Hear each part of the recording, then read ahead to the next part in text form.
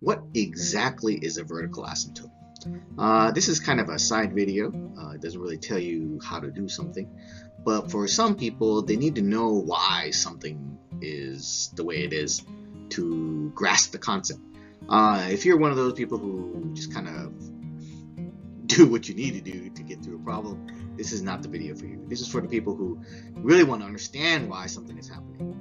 And or if you already understand or think you understand, then you can skip this video. So this is an optional video. You don't need to watch it.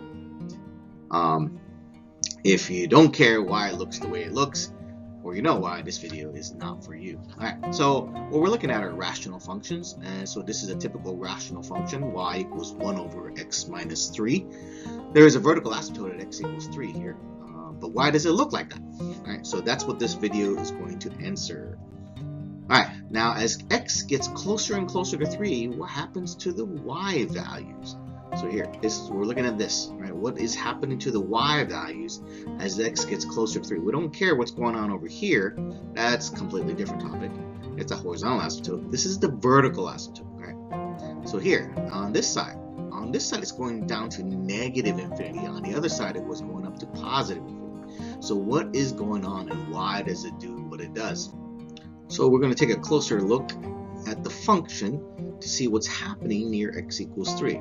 So I've made a table here, and we'll have a direct correlation with the values on the table with points on the graph, so it'll be easier to see what's going on. So here is our function y equals 1 over quantity x minus 3. We're going to plug in x equals 2 into that expression.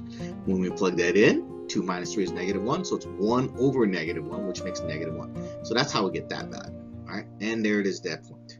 Now, if we just move over a little bit, we're going halfway between 2 and 3. At 2.5, it goes to negative 2. That's not too big of a leap. But when we go to 2.75, we're going even less space, right? We're going another halfway point between 2.5 and 3. That's 2 3/4, and we get negative 4. Now, we jump a little bit, maybe a little over halfway. All right, we'll go to 2.9, and that jumps down to negative 10. Right, the closer we got to x equals 3 from the left, it's shooting down to these big negative numbers. I don't know if that's a contradiction, big negative numbers, but you get the idea. All right, so let's look at what's happening on the other side. At x equals 4, we have a y value of 1, 3.5, 2, 3.25, 4. So what's happening is now this time, on this side, it's actually shooting up. Right, 3.1 has a value of 10. So we went from 4 to 3.1, 0.9 units, and it went from 1 to 10.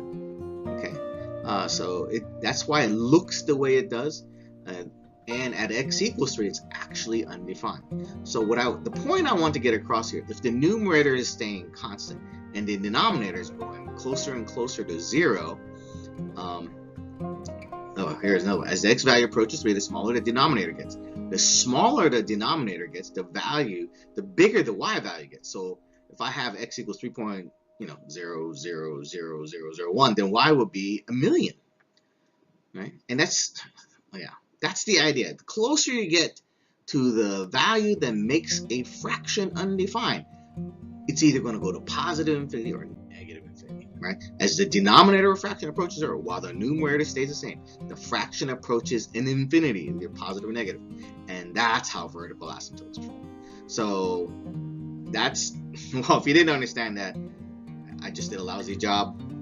But hopefully it'll help you understand where these vertical asymptotes are coming from, okay?